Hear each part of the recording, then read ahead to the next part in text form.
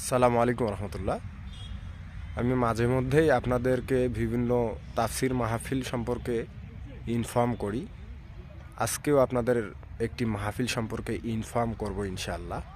আমি এই মুহূর্তে দাঁড়িয়ে আছি আমাদের নীলফামারী জেলার টেক্সটাইলের কলোনির মাঠে।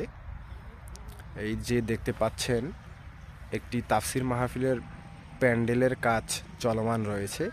এখানে আগামীকাল আলোচনা করবেন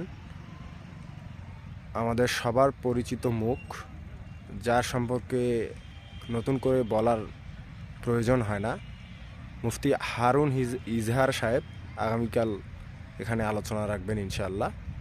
আপনারা সকলেই এই মাহফিলটিতে আসুন, কোরআন শুনুন এবং এই ভিডিওটি অন্যান্যদের মাঝে শেয়ার করুন, যাতে অন্যান্যরাও জানতে পারে যে শায়েখ নীলফামারীতে আসছেন।